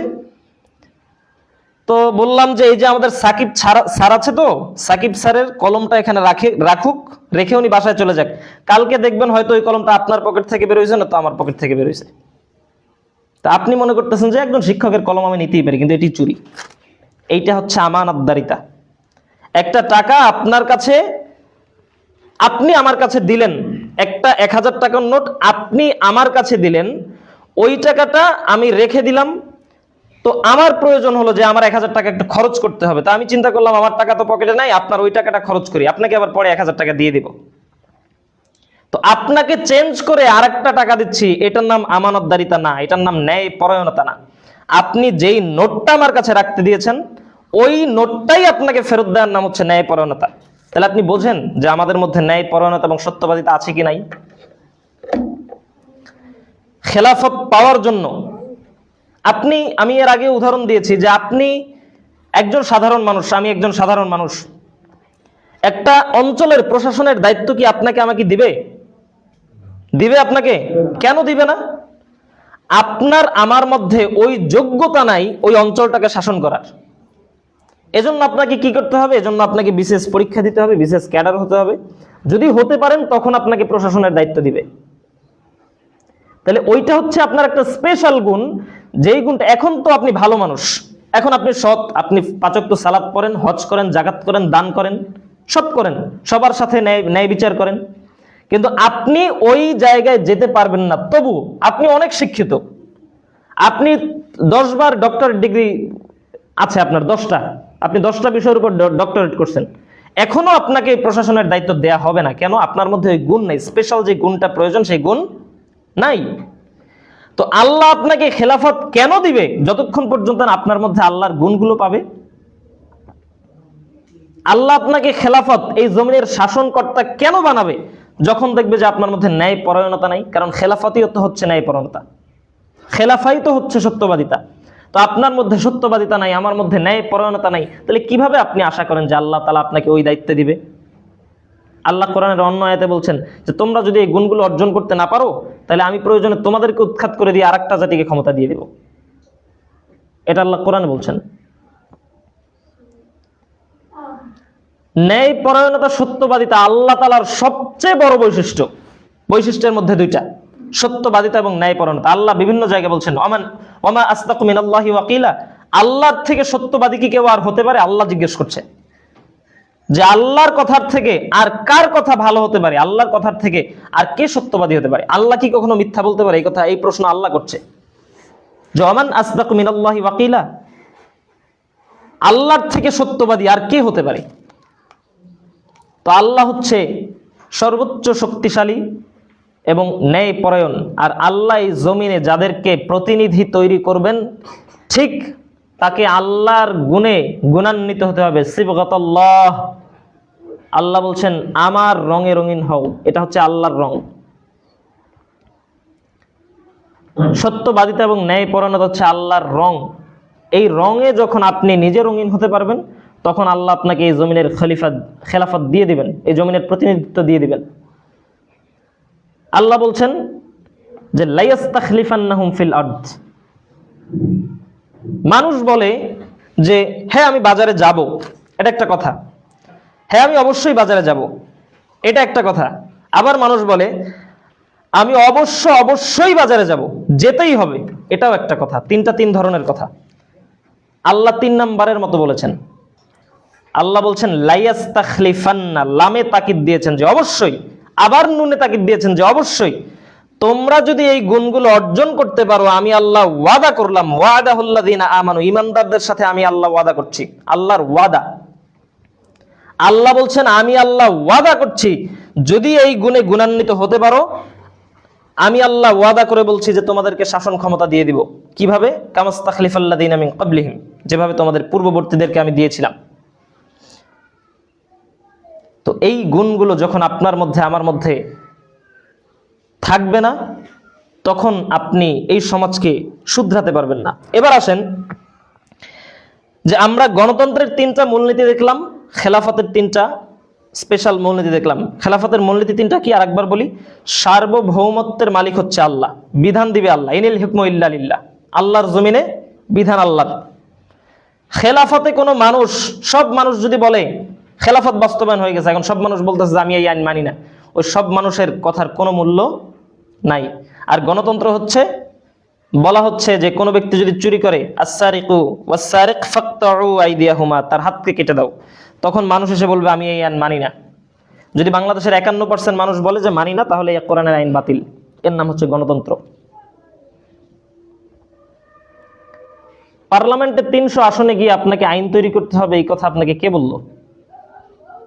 সংসদে গিয়ে 300 আসনে সংসদে গিয়ে আপনাকে আইন পাস করতে হবে, কথা কে বলল? আল্লাহ তো আপনাকে আইন তৈরি করে দিয়েছেন, আপনি শুধু বাস্তবায়ন করবেন। এবার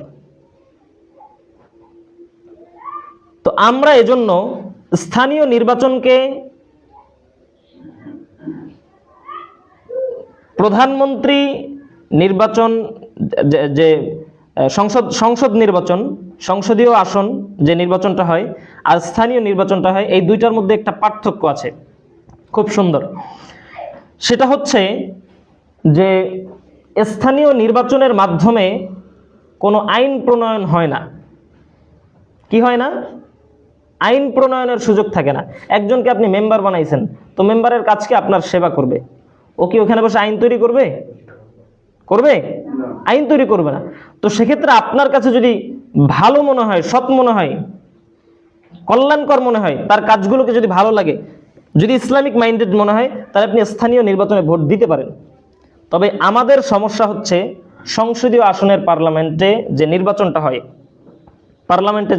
হয়, যেখানে আপনাকে সংসদে পাঠানো হয় আইন তৈরি করার জন্য, এইটা নিয়ে হচ্ছে আমাদের কথা। তো পরিশেষে আমাদের আলোচনার শেষের দিকে আমরা চলে আসছি, যে এই যে দুইটা বিষয় আমরা দেখতে পারলাম দুই পাশে, একটা হচ্ছে গণতান্ত্রিক সিস্টেম, একটা হচ্ছে খেলাফত সিস্টেম। তো এই সিস্টেমের সাথে আপনারা জানেন যে গত রাতে বাংলাদেশের একজন রাজনীতিবিদ বলেন অথবা আপনাদের সন্তান বলেন, আপনাদের এই অঞ্চলেরই সন্তান, হ্যাঁ আপনাদের ঝালকাঠি বরিশালেরই মানুষ, এই জেলাগুলোর মধ্যেই যে যার বড় হওয়া, তার নাম হচ্ছে ওসমান বিন হাদি। তার সংক্ষিপ্ত একটু পরিচয় দেই। আপনারা গুঠিয়া মসজিদের যে খতিবকে চেনেন, মাওলানা আবু বকর সিদ্দিক, বাগিয়া মাদ্রাসার প্রিন্সিপাল, অধ্যক্ষ এখন, ইনি হচ্ছে ওসমান হাদির আপন বড় ভাই। গুঠিয়া মসজিদের খতিব, ইনি হচ্ছে ওসমান হাদির ভাই। আর এনার বাবা ছিলেন একজন মসজিদের ইমাম। এনার মেজো ভাই এখন ঢাকাতে একটা ব্যবসার সাথে যুক্ত আছে। তো ব্যাপার হচ্ছে ওসমান হাদির মৃত্যু নিয়ে বাংলাদেশ এত উত্তাল কেন? ওসমান হাদির মধ্যে এমন কিছু আদর্শ আছে, যেই আদর্শগুলো ইসলামী শাসন ব্যবস্থার সাথে, যেটাকে খেলাফা বলা হয়, সেটার সাথে সম্পূর্ণ মিলে যায়। আপনাকে আমি আগে পার্থক্য করেই দেখাই যে বাংলাদেশের অন্যান্য যে দলগুলো আছে, এক্ষেত্রে জামাত বলেন, চরমনাই বলেন, বিএনপি বলেন, আওয়ামী লীগ বলেন, সব বাদ। ওসমান হাদি 5ই আগস্টের যে ছাত্র জনতার গণ অভ্যুত্থান হলো, গণ অভ্যুত্থানের পরে বাংলাদেশ পন্থী রাজনীতি যে করেছে, এমনকি বাংলাদেশের আগ্রাসনের বিরুদ্ধে যার সবচেয়ে জোরালো কণ্ঠস্বর ছিল এবং শুধুমাত্র ন্যায় নীতি প্রতিষ্ঠার কথাই যে বারবার বলে গিয়েছেন, তার নাম হচ্ছে ওসমান হাদি। তিনি চাইলে 1.5 বছরে যে কোনো একটা বড় দলে যদি যুক্ত হতেন, অনেক বড় নেতা হয়ে যেতেন এখন, তার উপরে আজকে গুলিও চলতো না। কিন্তু তিনি ছিলেন নির্দলীয়। তিনি কালচারাল ফ্যাসিস্টদের নির্মূল করার জন্য কালচারাল সেন্টার করেছিলেন।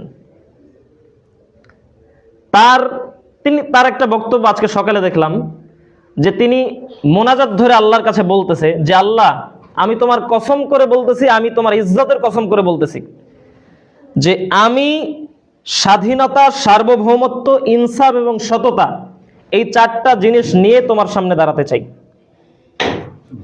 আর প্রত্যেকবার তার বক্তব্যে তিনি একটা জিনিস ক্লিয়ার করেছেন যে আমি আমার এই আদর্শটা পেয়েছি আমার বাবার কাছ থেকে।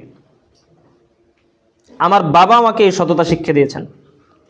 উনি আপনাদেরকে কিছু গাইডলাইন দিয়ে গিয়েছেন। আমরা এই 5ই আগস্টের পর থেকে প্রত্যেকটা আলোচনাতে হয়তো সামান্য হলেও আলোচনা করেছি যে প্রত্যেকটা মানুষের উচিত একটা কনসেপ্ট সমাজে তৈরি করা, যেই কনসেপ্টের পথ ধরে ইসলামী খেলাফা বাস্তবায়ন হবে। আপনি যদি শুধুমাত্র খেলাফত, গণতন্ত্র নিয়ে পড়ে থাকেন, পার্লামেন্টে যাবেন, আইন পাশ করবেন, আবার আসবেন, আবার পতন হয়ে যাবে, আরেক দল যাবে, এরকম যদি করতে থাকেন, তাহলে এটা চলতেই থাকবে। কিন্তু ওসমান হাদি যেটা করেছেন সেটা হচ্ছে একটা গাইডলাইন দাঁড় করিয়ে গিয়েছেন, একটা পথ আপনাকে বাতলে দিয়ে গেছেন যে আপনার দেশকে যদি রক্ষা করতে হয়, আপনার দেশকে যদি সার্বভৌমত্বকে ঠিক রাখতে হয়, আপনার স্বাধীনতাকে যদি চূড়ান্ত পর্যায়ে নিয়ে যেতে হয়, যদি আপনি ইনসাফের কথা বলেন আর যদি আপনি সত্যতার, ন্যায়ের পথে থাকেন, তাহলেই কেবল এটা সম্ভব। এমনকি তার এই যে আলোচনার যে ইম্প্যাক্ট, এটা বাংলাদেশে ওই সিস্টেমটাকে দেখিয়েছে যে 5ই আগস্টের পর যদি সব ইসলামিক দল মিলে বলতো যে আমরা চাই যে, ধরেন বাংলাদেশে 70-80% ইসলামিক দল, আমরা মনে করি 70-80% ইসলামিক দলের লোকজন, আর বাকি 30-40% হচ্ছে সেকুলার দলের লোকজন। এটা কি ভুল? না, ইসলামিক দলের লোক অনেক বেশি। তো ইসলামের সব কয়টা ইসলামিক দলের লোক সোজা হয়ে দাঁড়িয়ে যদি বলতো যে আমরা বাংলাদেশে খেলাফত চাই, তাহলে আজকে সম্ভব হয়ে যেত। কিন্তু কুল্লু হিজবিন বিমা লাদাইহি ফারিহুন, প্রত্যেকেরটা নিয়ে ব্যস্ত। ওসমান হাদির মতো সার্বভৌমত্ব নিয়ে এত জোরালো বক্তব্য একটা লোকের মধ্যে দেখেন এতগুলো গুণ থাকা আদৌ সম্ভব না। যিনি প্রত্যেকটা আলোচনায় বলতেন যে আমি সততা এবং ন্যায়পরায়ণতা নিয়ে আল্লাহর কাছে চলে যেতে চাই, যিনি প্রত্যেকটা মুহূর্ত বলতো যে আমি মৃত্যুর জন্য প্রস্তুত, আমি আল্লাহর কাছে শুধুমাত্র ন্যায় এবং নীতির উপরেই যেতে চাই, আমি এমন একটা মৃত্যুকে ডিজার্ভ করি যেই মৃত্যুটা আমার হলে আমি যেন সর্বোচ্চ সন্তুষ্টি নিয়ে আমার রবের সাথে দেখা করতে পারি। এটা হচ্ছে তার বক্তব্য। যিনি 5ই আগস্টের পরে সবচেয়ে জোরালো কণ্ঠস্বর ছিল বাংলাদেশ পন্থী রাজনীতির কথা, সেটা হচ্ছে ওসমান হাদির কথা। তো সেক্ষেত্রে আমরা অন্যান্য রাজনৈতিক নেতাদের মতো তাকে আমরা গণ্য করব না। তার ফ্যামিলিটা ছিল অত্যন্ত, এখনো যেহেতু তার ভাই এত বড় একটা মসজিদের খতিব, একটা মাদ্রাসার প্রিন্সিপাল, তাহলে তার এর ইম্প্যাক্ট তো তার পরিবারেও আছে। তো এই ক্ষেত্রে আমরা যে হাদিসগুলো দেখি তার মধ্যে আছে যে আল্লাহ রাসূল বলেছেন যে অন্যায়ভাবে যদি কোনো ব্যক্তি হত্যা হয়, তাহলে সে ব্যক্তি শহীদের মর্যাদা লাভ করতে পারে যদি তার নিয়ত ভালো থাকে। আমরা আল্লাহর কাছে দোয়া করি যে তার মৃত্যুটাকে আল্লাহ তাআলা শহীদ হিসেবে কবুল করুক, সকলে বলি আমিন। আর সবচেয়ে বড় বিষয় হচ্ছে যে আপনারা এর কুফলটা দেখতে পাবেন যে এই হাদি যতদিন বেঁচে ছিল বাংলাদেশে একটা ইম্প্যাক্ট তৈরি করে গিয়েছে, একটা প্যাথওয়ে তৈরি করে গিয়েছে। এখন যেহেতু লোকটা মারা গিয়েছে, এখন আপনি দেখতে পাবেন যে আসলে এই 1.5 বছরে যতটা না ক্ষতি হয়েছে, এই বাংলাদেশের ক্ষতি যদি এই প্রসেসেই চলে, তাহলে আগামী 1.5 বছর এর থেকে দ্বিগুণ হবে। কারণ আপনি যাদেরকে ভাই বলে গ্রহণ করেছেন তারা আপনার ভাই কখনোই না। আল্লাহ তাআলা কোরআনে একটা বিষয় ক্লিয়ার করেছেন। আল্লাহ বলছেন যে ইয়া আইয়ুহাল্লাযীনা আমানু, বলছেন যে কুল ইয়া আহলাল কিতাব, যে হে আহলে কিতাবরা, তুমি বলো যে হে আহলে কিতাবরা, আল্লাহ তাআলা তোমাদের মধ্যে আর আমাদের মধ্যে যে একটা বাক্য নির্ধারণ করে দিয়েছেন ওই বাক্যের দিকে এসো। সাওয়াইম বাইনানা ওয়া বাইনাকুম, যদি ওই বাক্যটা তোমরা গ্রহণ করো তাহলে তোমাদের মধ্যে আমাদের মধ্যে এই বাক্যটা ঐক্য তৈরি করে দিবে। তাহলে আল্লাহ ঐক্যের মানদণ্ড দিলেন কি? একটা বাক্য। সেই বাক্যটা কি? সেই বাক্যটা হচ্ছে কালিমা, সেই বাক্যটা হচ্ছে আকীদা। তো এই বিষয়টার উপরে যখন আপনি ক্লিয়ার কনসেপ্ট রাখবেন তখন আপনি বাংলাদেশটাকে একটা সুন্দর পর্যায়ে নিয়ে যেতে পারবেন। আল্লাহ তাআলা আমাদের তৌফিক দান করুক।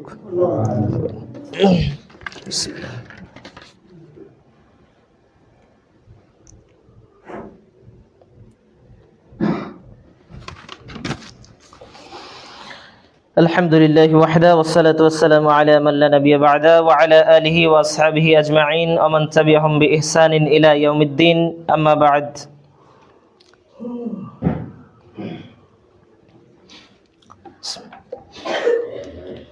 وقال الله تعالى في كلامه المجيد والفرقانه الحميد: أعوذ بالله من الشيطان الرجيم.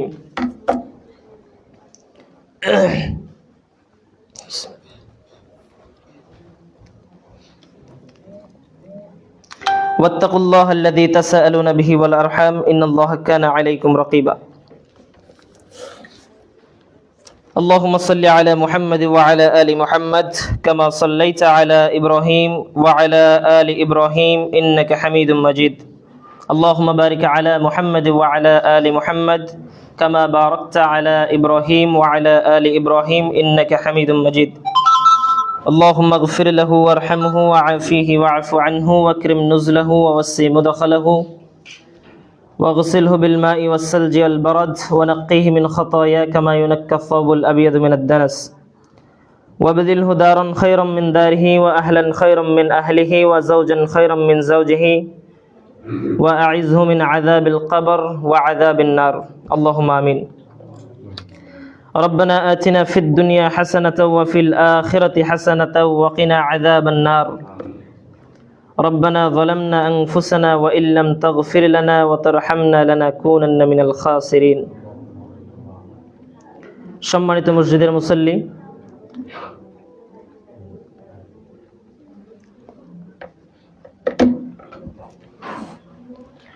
শতভাগ ইনসাফ এবং শতভাগ সততা বাস্তবায়নের মধ্য দিয়ে আল্লাহ জাতিকে একত্রিতভাবে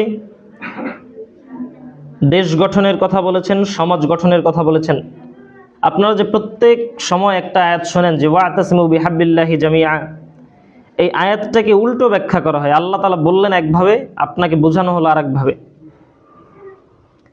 আল্লাহ বলছেন যে ওয়াতাসিমু বিহাবলিল্লাহি জামিআ, তোমাদের বিভক্তি হবে না দেশে দেশে, তোমাদের বিভক্তি হবে না পরিবারে পরিবারে, তোমরা ধর্মীয়ভাবে আল্লাহর রজ্জুকে একত্রিতভাবে আঁকড়ে ধরো। মুসলমানরা হচ্ছে একটা দেহের মতো, যার এক অংশে যদি যন্ত্রণা হয় পুরো অংশই বুঝতে পারে যে আমার যন্ত্রণা হচ্ছে। মুসলমান হচ্ছে একটা বিল্ডিং এর মতো, যার দরজাটা ভাঙা থাকলে ওখানে ডাকাতি হওয়া স্বাভাবিক। তো ঠিক আপনাকে আমাকে এই কনসেপ্ট নিয়েই এগোতে হবে। মানুষের মধ্যে যদি একটা ইম্প্যাক্ট তৈরি করা যায় খেলাফার, সত্যবাদিতা এবং ন্যায় পরায়ণতার মধ্য দিয়ে, যেইটাকে আল্লাহ তাআলা ইসলামী খেলাফার মূল মন্ত্র হিসেবে গণ্য করেছেন, যতক্ষণ না কোনো জাতির মধ্যে ন্যায় পরায়ণতা এবং যতক্ষণ না কোনো জাতির মধ্যে আমানতদারিতা, সততা, সত্যবাদিতা এইগুলো যতদিন পর্যন্ত না আসবে ততক্ষণ এই স্টেটে শান্তি, নিরাপত্তা এগুলো আশা করা একদম বোকামি। সুতরাং আজকে আমরা একটা প্রতিজ্ঞা করে এখান থেকে, আন্তরিকভাবে একটা প্রতিজ্ঞা করে এখান থেকে উঠি। সেটা হচ্ছে ইসলামকে আল্লাহ সুবহানাহু ওয়া তাআলা শুরু থেকেই আবাদ করে এসেছেন পরিবার প্রথার মাধ্যমে। আপনাদেরকে এই কথা আগেও বলেছি যে আল্লাহ সুবহানাহু ওয়া তাআলা যখনই দেখেছেন যে কোনো জাতির মধ্যে পরিবার প্রথা ভেঙে পড়েছে, তখন আল্লাহ ওই জাতিকে ধ্বংস করে দিয়েছেন।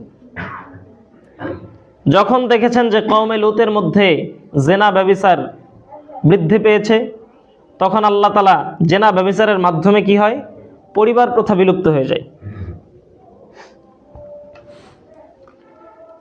বর্তমানে এই জেনা ব্যভিচার এইগুলা অত্যন্ত পরিমাণে বেশি হওয়ার কারণ হচ্ছে গণতন্ত্র। কারণ আপনি এর বিপক্ষে কোনো আইন পাশ করতে পারছেন না। আল্লাহ তাআলা আপনাকে যে আইন দিয়েছিলেন, একজনকে শাস্তি দিলে কয়েক হাজার লোক ঠিক হয়ে যেত। কিন্তু আপনি যেহেতু এরকম কোনো প্রভাব ফেলতে পারছেন না সমাজে, সেহেতু আপনার এই আমানতদারিতা এবং সততা, ন্যায়পরায়ণতা এই সমাজে এস্টাবলিশড করা সম্ভব হচ্ছে না। যখন আপনি সত্যবাদিতা এবং ন্যায়পরায়ণতার মধ্য দিয়ে আল্লাহ তাআলার ক্ষমতাকে আল্লাহর কাছে ভিক্ষা চাইবেন, তখন আল্লাহ তাআলা আপনাকে ক্ষমতার মসনদ দিয়ে দিবে। তখন আল্লাহ তাআলা এই সমাজ শাসনের সমস্ত প্রক্রিয়া আপনার উপরে দিয়ে দিবে। গণতন্ত্র এবং খেলাফতের আরেকটা পার্থক্য আপনাকে বলি, সেটা হচ্ছে গণতন্ত্র হচ্ছে ক্ষমতা নেয়ার নাম, চেয়ে নেয়ার নাম, আর ইসলামী খেলাফা হচ্ছে ক্ষমতা দেয়ার নাম। আমাকে যদি বলা হয় যে আপনাকে এখানে নেতা বানাবো অথবা কথার কথা, তাহলে আমি নিতে চাইবো না, এটার নাম হচ্ছে খেলাফত। আমি বলবো যে না, আমার থেকে একজন যোগ্য আছে, আমি বলবো যে আমার চেয়ে একজন যোগ্য আছে। কিন্তু যখন গণতন্ত্র থাকবে তখন এটা আর বলা চলবে না। এখানে যারা বেশি বলবে যে হুজুর আপনিই নেতা, আপনিই নেতা, শেষ। তো ইসলাম এই কনসেপ্টে বিশ্বাস করে না। ইসলাম বিশ্বাস করে, ইসলাম একজন অন্ধকে আর একজন চক্ষুষ্মান কি এক, এই কথা আল্লাহ প্রশ্ন করেছেন। যে ব্যক্তি দেখতে পায় আর যে ব্যক্তি দেখতে পায় না, একই এক। যে ব্যক্তি জানে না কিছু, এই যে গতকালকে একটা মসজিদের খতিব নিয়োগের ব্যাপারে আমি কথা বললাম, বলতেছে যে খতিব নিয়োগ কিভাবে হবে। তো সবাই বলতেছে যে খতিব নিয়োগ হবে হচ্ছে মুসল্লিরা আগে শুনবে তার ওয়াজ, 2 সপ্তাহ আলোচনা করবে, মুসল্লিদের যদি ভালো লাগে তখন থাকবে। তো মুসল্লিরা কি আর আইডেন্টিফাই করতে পারবে যে কোনটা ইসলাম আর কোনটা গায়রে ইসলাম? ওখানে তো যে সুন্দর করে সুর দিয়ে কথা বলতে পারবে আর যে বড় বড় জোরে জোরে কথা বলতে পারবে তার নামই হচ্ছে বড় হুজুর। তাকেই ভালো লাগে, সে জাল হাদিস বলুক আর মিথ্যা বয়ান করুক। তো একজন হিন্দুর ভোট, একজন হিন্দুর সমর্থন আর আমাদের বাইতুল মোকাররম মসজিদের আব্দুল মালিক সাহেবের সমর্থন, এই দুইটা কিভাবে এক মনে করেন আপনি? একজন মুচি, একজন মেথরের যে জীবনে কলম ধরে নাই, এর সমর্থন আর আমাদের বানারীপাড়া বড় মসজিদের ইমামের সমর্থন কি আপনি কিভাবে এক পাল্লায় মাপেন? আপনাদেরকে বলে রাখতে চাই, প্রথমে যে কথাটা বলেছিলাম সেটা আবারও বলি, আমাদের মধ্যে গণতন্ত্রের বিষ ঢুকানো হয়েছে। বর্তমান যে ইসলামিক স্টাডি একটা সাবজেক্ট আছে না, প্রত্যেক অনার্সে পড়ায়, এবার ডিগ্রিতে পড়ায়, ফাজিল মাদ্রাসাগুলোতে পড়ায়। এই ইসলামিক স্টাডিজের যে বইগুলো আছে, বইয়ের খণ্ডগুলো আছে, এইগুলো হচ্ছে একটা বিষক্রিয়ার মতো। এইগুলো আপনি যখনই পড়বেন আপনি খেলাফতের কথা ভুলে যাবেন। আপনি দেখবেন যে যেদিকে তাকাবেন সেদিকে দেখবেন গণতন্ত্র। আপনাকে ওমর ইবনুল খাত্তাবের ক্ষমতাকে দেখানো হবে গণতন্ত্র হিসেবে, আলীর ক্ষমতা দেখানো হবে গণতন্ত্র হিসেবে, আমিরে মুয়াবিয়ার ক্ষমতা দেখানো হবে গণতান্ত্রিক সিস্টেমে। আপনি দেখবেন যে সবই গণতন্ত্র। আমাদের 3টা খণ্ড আছে আমাদের ক্লাসে, ইসলামিক স্টাডিজ, প্রথম পত্র, দ্বিতীয় পত্র, তৃতীয় পত্র। আপনি যদি বইগুলো দেখেন আপনার মাথা নষ্ট হয়ে যাবে। কোনো ব্যক্তি যদি শুরুতেই খেলাফতের মৌলিক নীতিগুলো না জেনে যদি এই বইগুলো পড়ে, তাহলে সে মাস্ট বি একদম বিভ্রান্ত হয়ে যাবে, এটা নিশ্চিত। কারণ এখানে ইসলামী যখন এই যে সমাজতন্ত্র যখন সমাজে ঢোকানো হলো, তখন সমাজতন্ত্রকে ইসলামাইজেশন করার জন্য কিছু আলেম নাম দিল যে ইসলামী সমাজতন্ত্র। ঠিক একইভাবে গণতন্ত্রকে ইসলামীদের মধ্যে, ইসলামপন্থী লোকদের মধ্যে ঢোকানোর জন্য এখন নাম দিছে ইসলামী গণতন্ত্র। আবার বলতেছে যে গণতন্ত্রের মধ্যে যতটুকু ভালো ততটুকু আমরা নিচ্ছি। আপনি ড্রেনের মধ্য থেকে কোনটা ভালো খাবার সেইটা তালাশ করে খাইতেছেন, এই যে ঘরের মধ্যে কাচের প্লেটে ভালো খাবার রেখে ভালো খাবার রান্না করছেন, সেইটা আপনার খাইতে মন চায় না। আপনার খাইতে মন চায় ড্রেনের মধ্যে যেই ময়লাটা, যেই ভালো খাবারটা পড়ে গেছে ওইখান থেকে কতটুকু ভালো আছে সেটা আপনার খাইতে হবে? ইসলাম আপনাকে এত সুন্দর পথ পদ্ধতি দিল, সেইটাতে আপনার হয় না আপনার গণতন্ত্রের মধ্যে কোনটুকু কোনটুকু ভালো সেইটুকু আপনাকে নিতে হবে? এটা কে বললো আপনাকে? নির্বাচন এর ব্যাপারে আল্লাহ তাআলা বলছেন যে ওয়াইন তুতি আকসারা মান ফিল আরদ ইউদিল্লুকা আন সাবিলিল্লাহ। আল্লাহর নবী আপনি শুনে নেন, আপনাকে বলে নাই, আল্লাহর নবীকে আল্লাহ বলছেন যে আপনি যদি জমিনের অধিকাংশ মানুষের সমর্থন নিয়ে চলেন, যদি অধিকাংশ মানুষের কথা অনুযায়ী চলেন, তাদের মতামত নেন, মতামত নিয়ে যদি চলেন, আইন প্রণয়ন করেন, সমাজে সিদ্ধান্ত বাস্তবায়ন করেন, তাহলে তারা ইউদিল্লুকা আন সাবিলিল্লাহ, আল্লাহর পথ থেকে বিচ্যুত করে দিবে আপনাকে। আল্লাহর রাসূল বিচ্যুত হয়ে যাবে যদি আল্লাহর রাসূল নিজে এই পন্থা অবলম্বন করে। আর আপনি আমি এই পন্থা অবলম্বন কিভাবে আপনি মনে করেন যে ইসলাম কায়েম হয়ে যাবে বাংলাদেশে? এই ধরনের ভুল পদ্ধতি থেকে আল্লাহ তাআলা আমাদের ফিরিয়ে দিক। পরিশেষে একটা কথা আবারও স্মরণ করে দিতে চাই, ওসমান হাদির যেই ইম্প্যাক্ট সমাজে, তার যে কথার যে প্রভাব বিস্তার করে রেখে গিয়েছেন, তার মধ্যে তার একটা কথা হচ্ছে যে আমি ইনসাফের চাষাবাদ করতে চাই, আমি ইনসাফের সমাজ গড়তে চাই। হয়তো তার মধ্যে ভুল ত্রুটি অনেক ছিল। এই ইনসাফের পথে আপনাকে আগাতে হলে নির্দলীয়ভাবে আগাতে হবে। না হলে কেন একজন নির্দলীয় লোক, না আছে তার নাম, না আছে তার কোথা থেকে উঠে আসছে, 1.5 বছর আগে মানুষ চিনছে, এই লোকটাকে কেন গুলি করতে হবে? এই যে এত বড় বড় নেতাদেরকে রেখে, বিভিন্ন রাজনৈতিক দলের নেতাদের থেকে তো ওর ক্ষমতা কম। জামায়াতের আমির যদি একবার বলে যে আজকের বাংলাদেশে আন্দোলন হবে, বাংলাদেশ ব্লক করে দাও, ব্লক হয়ে যাবে। ওসমান হাদি যদি বলে যে বাংলাদেশ ব্লক করে দাও, তাহলে ইনকিলাব মঞ্চ ছাড়া আর কেউ নাই। তাহলে কেন তাকে টার্গেট করে তাকে গুলি করতে হবে, কেন তাকে মেরে ফেলতে হবে? কারণ একমাত্র মানুষ যার মধ্যে বিতর্ক শাস্ত্রে ছিল পণ্ডিত, যিনি শিক্ষা ক্ষেত্রে ছিল একজন শিক্ষক, যিনি ন্যায় পরায়ণতা ছিল, ন্যায় পরায়ণতা এবং সত্যবাদিতা, এই দুইটা জিনিসে ওসমান হাদি কখনোই কম্প্রোমাইজ করে নাই। কোথাও এই চিন্তা করে নাই যে আমি যদি এই বক্তব্য দিই তাহলে আমি ভোট পাবো না, কোথাও এই চিন্তা করে নাই আমি যদি এই বক্তব্য দিই তাহলে আমার তো এটা ছুটে যাবে। তাহলে সেই পথে আপনাদেরকে আগাতে আমি পরামর্শ দিচ্ছি। ইসলামও আপনাকে বলে যে নির্দলীয়ভাবে ন্যাশনালিজমকে কবর দিয়ে, যতদিন পর্যন্ত ন্যাশনালিজম এই দেশের জন্য মরে যাব, এই করব সেই করব, পাকিস্তানের সাথে সম্পর্ক বিচ্ছিন্ন, ভারত আমাদের বন্ধু, এই ধরনের মানে কথাবার্তা যতদিন আপনি বন্ধ না করবেন ততদিন আপনার অধঃপতনে, আপনার দোরগোড়ায় পৌঁছে যাবেন আপনি। এজন্য আল্লাহর জন্য সম্পর্ক, আল্লাহর জন্য রাগ, আল্লাহর জন্য বিচ্ছেদ, এই দুটিকে ঠিক রেখে সমাজটাকে হাদির আদর্শে, ইসলাম যেটা বলে যে ইনসাফ এবং সমতা, ইনসাফ এবং মানুষের অধিকার, এইটাকে বাস্তবায়ন করার জন্য হলেও আপনি যখনই কোনো দলের মধ্যে গিয়ে করবেন তখন আপনার মনে হবে যে আহারে আমি যদি এই কথাটা বলি তাহলে হিন্দুরা তো রাগ করবে, ওরা তো আমাদেরকে ভোট দিবে না। আমি যদি ভারতের বিরুদ্ধে বলে বিএনপি আমার ভোট দিবে না, বিএনপি আমাকে। যখনই কোনো দলের মধ্যে ঢুকবেন তখনই এই টেন্ডেন্সিগুলো তৈরি হয়ে যাবে, যেখানে আপনার ন্যায় পরায়ণতার কাঠি ভেঙে যাবে, যেখানে আপনার সততার চাবিকাঠি ভেঙে যাবে।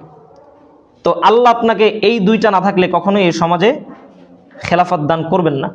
আল্লাহ আমাদের হেফাজত করুক, বোঝার তৌফিক দান করুক। আমাদের মধ্যে যারা অসুস্থ আছেন তাদেরকে আল্লাহ সুবহানাহু ওয়া তাআলা সুস্থতা দান করুক, সকলে বলি আমিন। আমাদের মধ্যে যারা ব্যবসা বাণিজ্যে আছেন তাদের ব্যবসা বাণিজ্যে আল্লাহ তাআলা বরকত দান করুক, সকলে বলি আমিন। আমাদের ওসমান হাদির মতো উম্মার জন্য অন্তর ভরা ভালোবাসা এবং 100% ন্যায় পরায়ণতার মতো ন্যায় পরায়ণ হওয়া এবং উম্মাকে ভালোবাসার তৌফিক আল্লাহ দান করুক, সকলে বলি আমিন। তিনি যে ইসলামিক ইম্প্যাক্টগুলোকে আমাদের উপরে দিয়ে গিয়েছেন, যে প্রভাব আমাদের মধ্যে বিস্তার করে গিয়েছেন, যে কথাগুলো বিজাতীয় যে আগ্রাসন এর বিরুদ্ধে যে কথাগুলো বলেছেন, এবং তিনি যেই পথ পদ্ধতি, ইনসাফ এবং ন্যায় নীতির পদ্ধতি দেখিয়ে গেছেন, এই ন্যায় নীতির পদ্ধতিতে আমাদের হাঁটার তৌফিক দান করুক, সকলে বলি আমিন। সুবহানাকাল্লাহুম্মা ওয়া বিহামদিকা আশহাদু আল্লা ইলাহা ইল্লা আনতা আস্তাগফিরুকা ওয়া আতুবু ইলাইক। আসসালামু আলাইকুম ওয়া রাহমাতুল্লাহি ওয়া বারাকাতুহু।